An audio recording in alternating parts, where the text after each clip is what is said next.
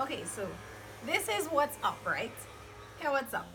When I made up my mind to be baptized or to give my life to the Lord, when I made a decision, I had no intentions of abstaining. My big plan was to never miss church on Sunday, was to change my dress code. I used to love skimpy clothes. I still do, but I love it in private, right? I wouldn't go anywhere like parties, and I would have one boyfriend, and I would sleep with my one boyfriend alone. Those were my big plans, right? Um, so I learned a lot along the way, and that's not what happened. All right, so let me give you my little story of what really went down. I gave my life to the Lord, and I really used to go to church every Sunday.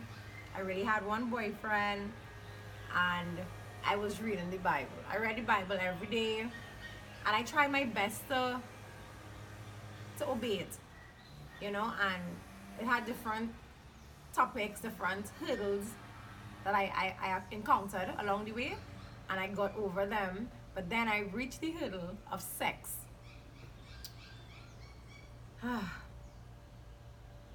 I really thought I would have been doing a topic like this later on down, where I reach like I'm like a real YouTube pro, or like I have like 15 videos up. Never in my life I would think and I would be talking about this right now. But it's important, and for me to even go along doing other videos, it's not gonna work. Even if you listen to me, it's not gonna work because we didn't speak about this. We have to speak about not sinning with your body. We have to speak about the power of purity. It's a big deal. It is. It's a big deal. So yes, back to the story. So so that was my big plan. It did not happen like that at all. When I decided to give my life to the Lord, I had just not too long opened my beauty studio in Woodbrook, right? And I was a new Christian, so I was a baby believer. And remember, we spoke about how in my previous video, how life becomes interactive and how it starts to speak to you. So there was always problems for park on Murray Street where I was located before, and everybody had to park around the corner, down the street, and every morning I would get a park directly in front of my building, and they would be like, "You have a reserved space or something? How come you keep getting this spot?" And really and truly, this is how I used to get this spot. I used to talk to the Lord, and as silly as the songs, I am not lying to you. I used to say, "Lord, oh gosh, please give me a parking spot. Please, Father. I'm being a good girl. I'm pleasing to you. Can you give me a spot?" And I would reach and there's a spot. So I would take my spot. Even on the mornings that there's no spot, and I have to make the block twice. By the second time or third time, someone would pull out of the same spot in front of the building, and I would get my spot. And I'll be like, "Thank you, Jesus. I see you. I know it's you. Thank you." So we had that is how I started to build relationship. From a little example like that, I started to keep him close and speak to him for even the tiniest things. And what happened, some mornings when I wasn't so good, like in my mind, I know what good meant and I know what not so good meant. So the mornings that I came, and I know the night before I wasn't too good, or the day before I wasn't too good, I will not get a spot, and I would literally have to park like 2-3 streets down, and I had to walk with my bag of tools and my lunch and everything, and be carrying this big handbag and this big bag to go to work, right? It was nice and easy like that, just a parking spot for the beginning of my Christianity, until I don't know, I think God gave me rope to hang myself. And you know, as I told you before, my intentions was to have one boyfriend and be faithful to him, right? And I was doing that. But no, conviction. I hope you know what conviction is, but conviction came over me and I realized it was so wrong and I could not get away with being an outward Christian, but behind closed doors, I was sinning, but I didn't know I was sinning. I really genuinely didn't know it was sin. But when I read it in the Bible and I realized that I was sinning, I knew I had to stop. Did I want to stop? No. No, I did not. Right? So, easier said than done. So, as much as I wouldn't give too much details about how this really went down or how I transitioned from living in sexual sin to being totally pure and clean and abstaining. I can't really give you all the details. However, I could share with you the things that I've learned. If it's one thing I would say is that I find God has always been very strict with me. I don't know why, but I don't get away with at least in observing other persons, I find they get away with certain stuff, and I cannot get away with that. I don't know what's the reason for it, but it's just what it is. I truly believe that God speaks to you through what you hold closest to your heart, and in my case, my business was closest to my heart. So what started to happen when God wanted to chastise me for not obeying the word, it would always have to do with my business. For example, so as I was telling you about the parking spot, right? After the parking spot, after that became a thing with me, and I realized, okay, I need my parking spot in the morning. But sometimes I would just learn to like make up my mind. I'll walk 3 or 4 blocks to get to the store, and just did what I had to do the night before and say, well, I'll walk in the morning, right? So he changed it from the parking spot now to something else. So I remember 3 days in particular. I always tell this story because it was like a big deal for me, right? In my life. So 3 days, I was fully booked. Those days, I wanted to work and do hair from morning till night.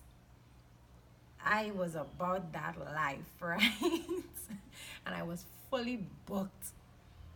And one night, I wasn't so good, and I fell in sin, and I felt like Eve in the Garden of Eden after.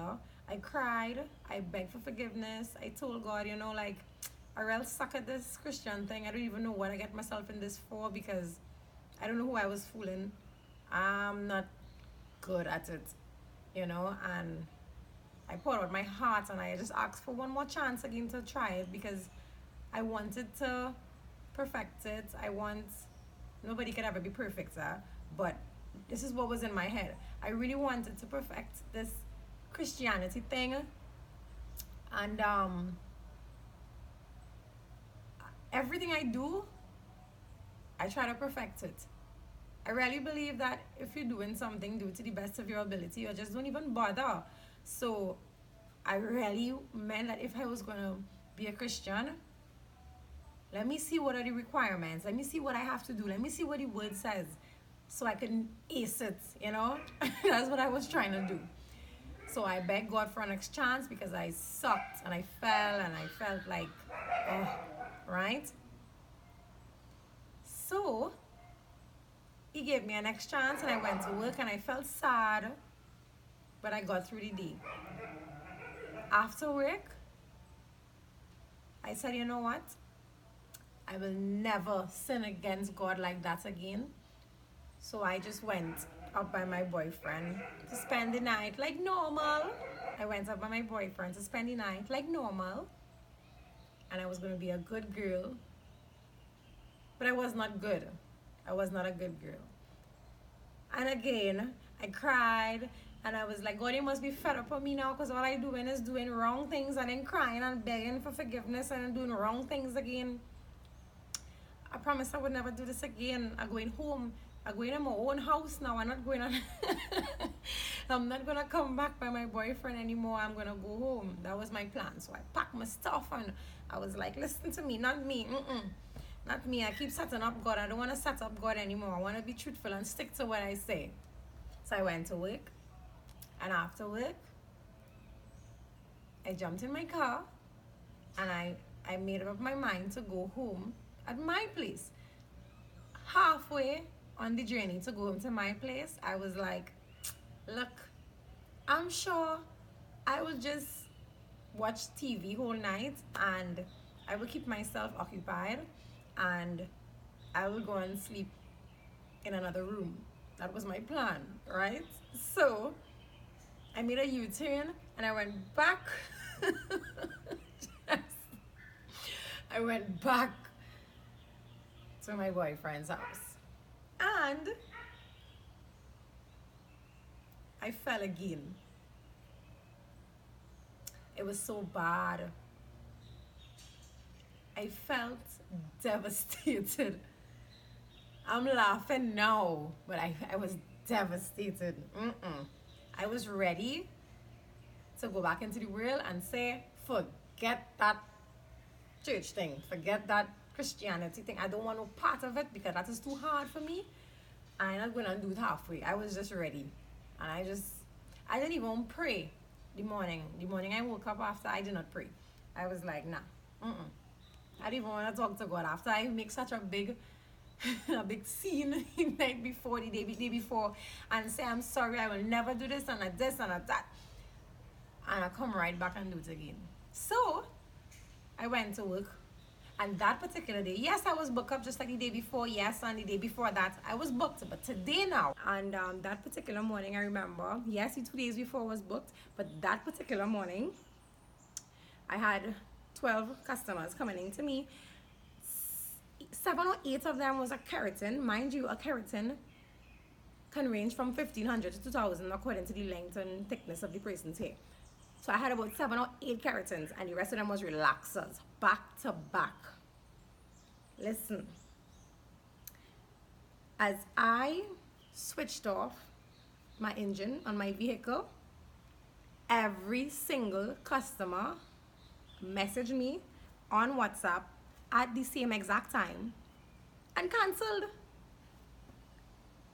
They canceled. All of them said in this exact same word, the same wording. Good morning, hon. I'm sorry, but I have a family emergency. I will need to cancel. So sorry about that.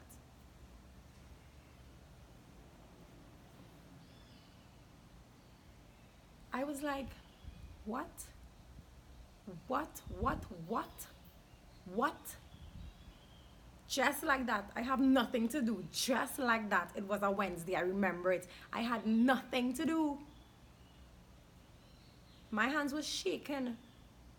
And I remember calling my boyfriend. I was like, you is the devil.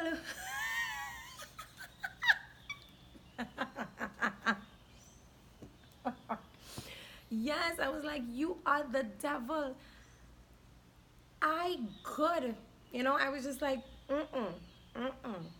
You're not going to play with my business. You're not playing with my money. You're not going to play with my baby. It wasn't happening. And that moment was the moment that I realized this Christianity thing is no joke. It's not a joke. It's not a joke. It's not a joke. It's not a joke. I realized my plan was not going to work. I couldn't just be faithful to one person. I couldn't just say sorry. No, there was not going to be another day that one of my customers just come and cancel on me. Right? That was the true beginning of me starting my battle with fighting for God, and that was the birth of my no compromise attitude. No compromising when it comes to my relationship with God, right? So I moved totally back home. No sleepovers, no, and I would I would go on a date with my boyfriend. I would go to the movies and I would go back home at me, and it was very hard. But this is what I want to see in those time periods where I decided to be obedient and keep myself pure. I did it because I realized the seriousness, yes, and I did it because I wasn't trying to sacrifice my business. I didn't want anything to happen with my customers or my income. No. Yes, I did it for that as well, but that period of time, I got so close to God. I had dreams every night where God was telling me, I got you. We have how the plans that He has for me. I remember a night I was so sad. It was like a Friday night. And I'm like, I don't believe I'm not going up by my boyfriend.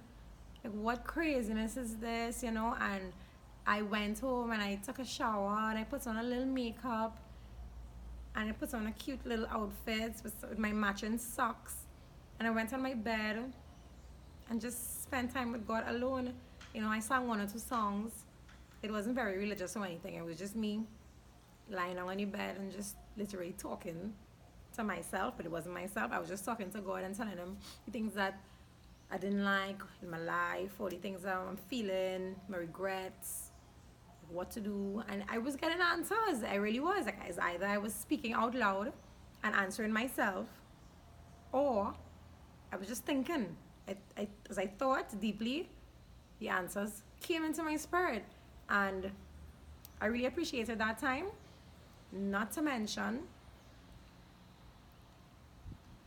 I didn't understand that me protesting and putting down my foot, I understand it now, but I didn't understand back then that in me doing that, I created more value for myself. So this is what basically happened, or what I thought happened with my relationship. At that point in time, my boyfriend, he was always a believer. He always loved the Lord. But I believe he wasn't at the stage in which he's at right now. Because he's like, that's now. But back then, no. Back then it was not. I was the one that got called strongly first. And he was the one to witness it. And I strongly believe I became very sickening to him.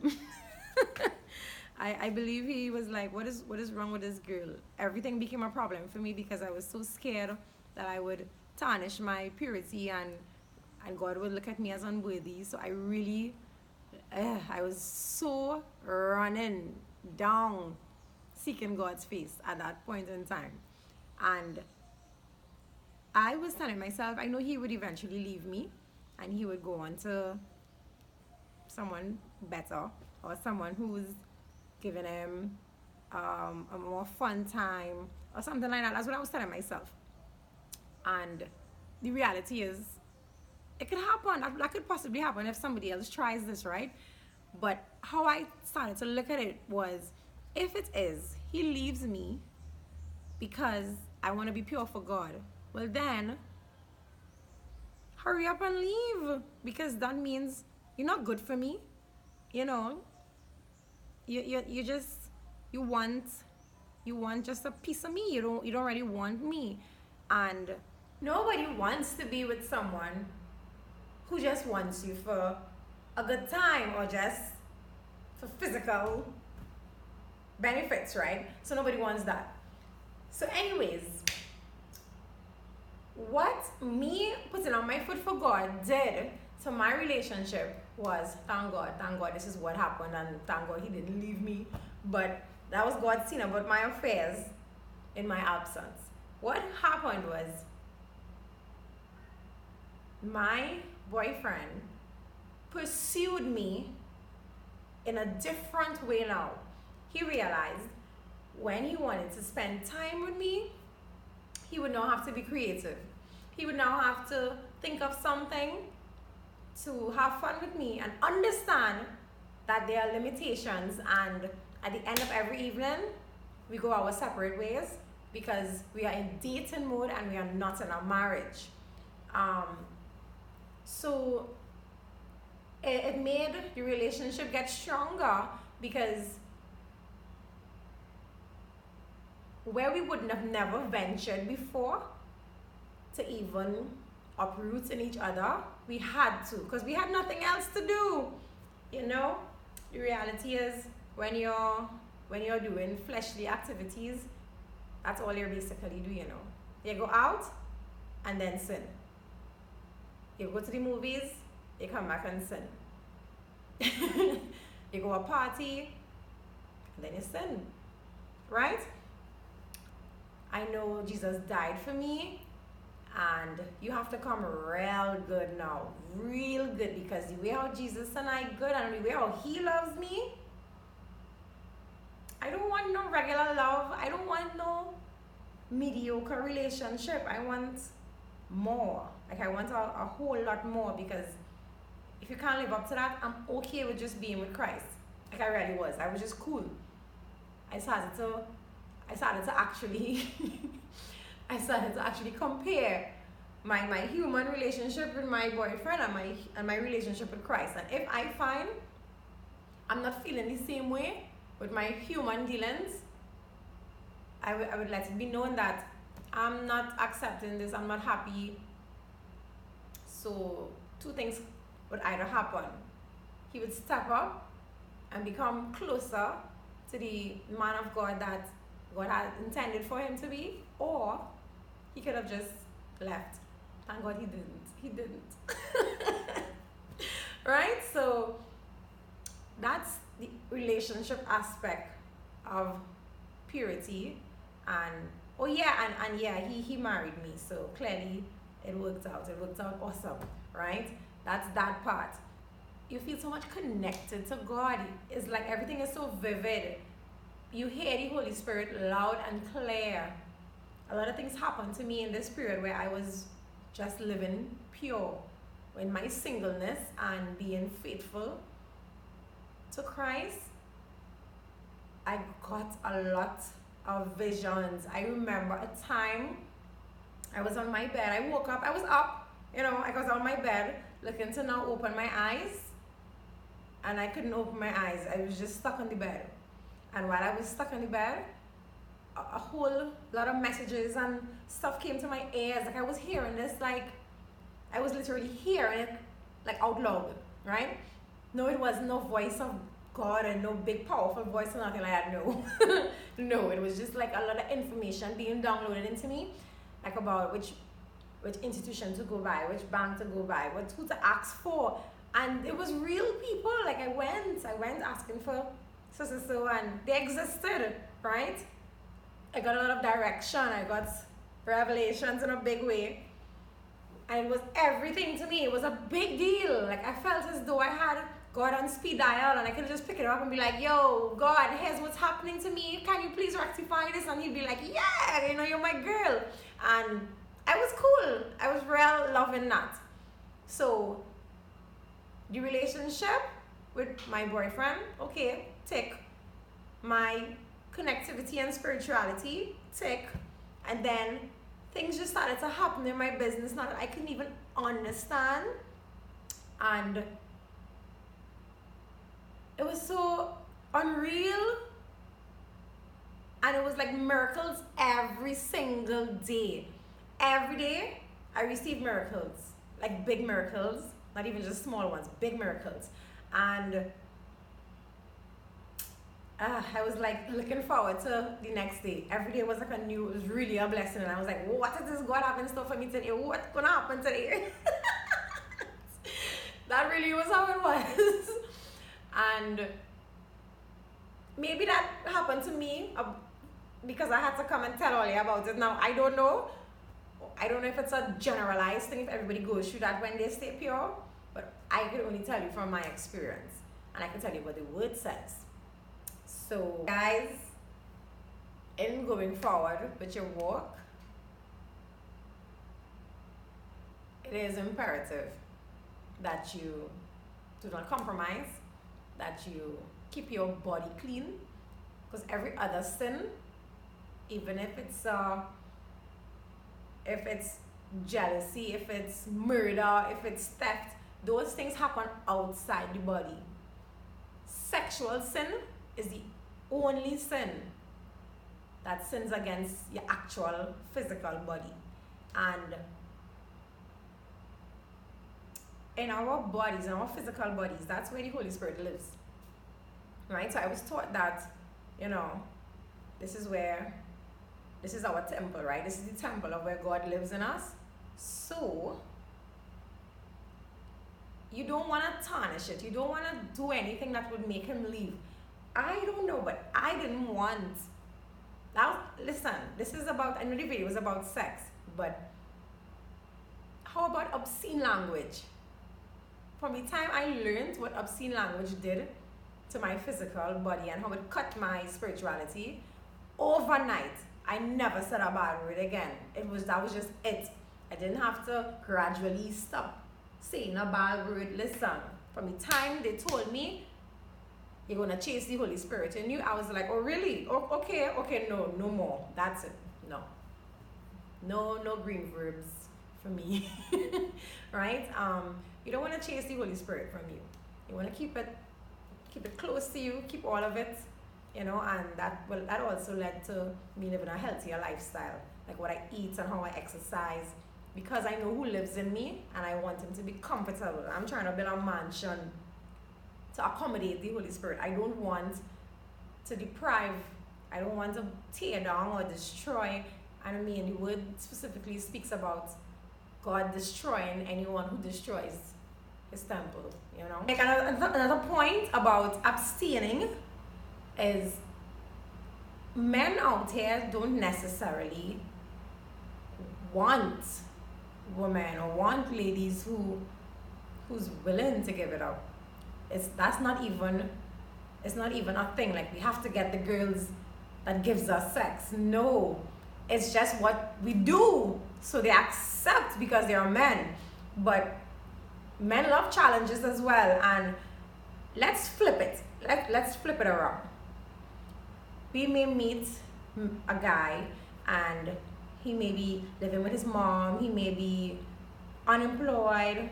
He may be not very good looking, but yet still we be with them. You still have a relationship with them because you look past his brokenness, his situation of living, his living means, his physical appearance. You look past those things because there's something else that keeps you there. Something else is so great. Whether it's his laugh, whether it's his personality, maybe it's the way he treats you, or maybe it's just something else totally, right? You look past the shortcomings and still be with them. So if all you have to offer is flesh, and he leaves because you don't want to give your flesh to him, sis, level up. Sis, it means all you are bringing to the table is flesh. So just use that. If a guy leaves you because you're trying to be pure for God and he doesn't see it fit to stay with you, let that be a call for you to do something else with yourself and add value to yourself, to show that, because there's someone else that will see something.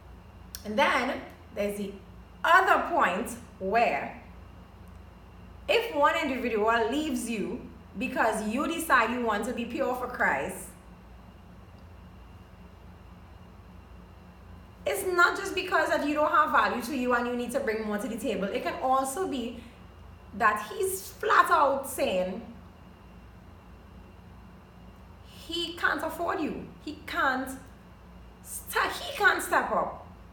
He can't measure up to what it is you're looking for because your standards are so high. So he now has to look for someone else on his level, and that will in turn leave room for someone on your standard to now step to you. Think of it as a foundation, a makeup foundation. There's foundations for $50.